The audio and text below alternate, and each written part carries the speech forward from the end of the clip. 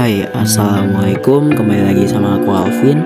Dan di sini aku ada study tour kecil-kecilan aja. Dan tujuan kita yaitu ke 3 museum dan dibagi kelompok ya. Satu kelompok itu isinya ya ada 5 orang, berapa orang gitu. Dan dari ini aku aja yang ngerjain, gak apa-apa. Karena agak ribet ya. Soalnya harus ngisi-ngisi suara kayak gini. Jadi aku aja gak apa-apa. Dan di sini kita udah sampai di museum pertama, yaitu Museum Stovia. Museum Kebangkitan Nasional menempati sebuah komplek bangunan bersejarah yang dibangun pada tahun 1899 di atas tanah seluas 15.742 meter. Bangunan tersebut pada awalnya diperuntukkan sebagai gedung sekolah dan asrama School of Leading Fun Inland Arts atau Stovia atau Sekolah Dokter Bumi Putra. Konstruksi gedung Stovia terlihat sangat kokoh karena bangunannya terdiri atas susunan tembok yang tebal.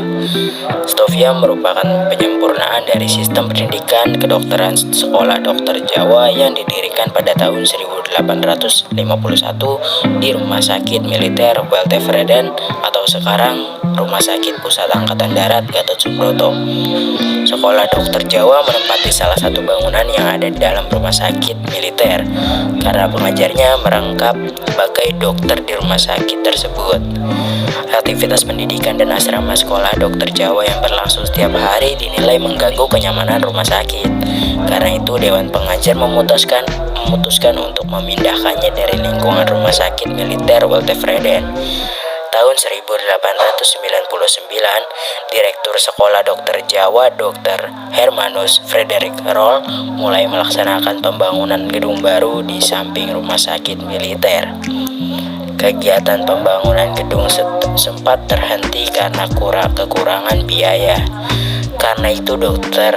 Hermanus Frederik Roll selaku Direktur Sekolah Dokter Jawa berjuang keras mengumpulkan dana untuk membiayai pembangunan gedung tersebut. Berkat bantuan pengusaha perkebunan dari Delhi, pembangunan gedung dan asrama pelajar kedokteran dapat diselesaikan pada bulan September 1901. Tanggal 1 Maret 1902, gedung tersebut secara resmi digunakan untuk pendidikan kedokteran dan asrama yang dilengkapi dengan berbagai macam fasilitas yang dibutuhkan oleh penghuninya. Gedung baru tersebut menjadi tempat belajar dan tempat tinggal yang menyenangkan karena lingkungan sekitar gedung yang sangat asri. Halaman gedung dipenuhi hamparan rumput-rumput diselingi dengan taman-taman yang indah. Dan itu aja penjelasan dari saya tentang Stovia karena durasi video ini tidak cukup. Terima kasih. Oke, kita lanjutkan lagi perjalanan kita ke gedung museum kedua, yaitu Monasprok atau Museum Perumusan Naskah Proklamasi. Dan kita sudah sampai di Museum Perumusan Naskah Proklamasi atau disingkat dengan Monasprok. Adalah gedung yang dibangun sebagai monumen peristiwa proses perumusan naskah proklamasi kemerdekaan di Indonesia.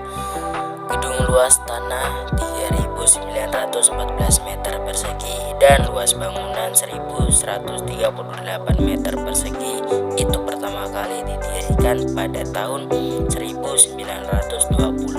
dengan gaya arsitektur Eropa. Dalam gedung tersebut terdapat ruangan mobil kuno atau aksesoris yang menggambarkan suasana serupa peristiwa perumusan naskah proklamasi. Pada masa pendudukan Jepang, gedung ini menjadi tempat kediaman Laksamana Muda Tadashi Maeda, Kepala Kantor Penghubung antara Angkatan Laut dengan Angkatan Darat. Setelah kemerdekaan Indonesia 17 Agustus 1945, gedung ini tetap menjadi tempat kediaman Laksamana Muda Tadashi Maeda sampai Sekutu mendarat di Indonesia. September 1945, setelah kekalahan Jepang, gedung ini menjadi markas tentara Inggris. Pemindahan status pemilikan gedung ini terjadi dalam aksi nasionalisasi terhadap milik bangsa asing di Indonesia. Indonesia. Gedung ini diserahkan kepada Departemen Keuangan dan pengelolanya oleh perusahaan asuransi Jiwasraya. Dan segitu aja yang bisa aku jelasin tentang Museum Munaprok ini. Dan selanjutnya kita akan menuju ke museum ketiga. Oke.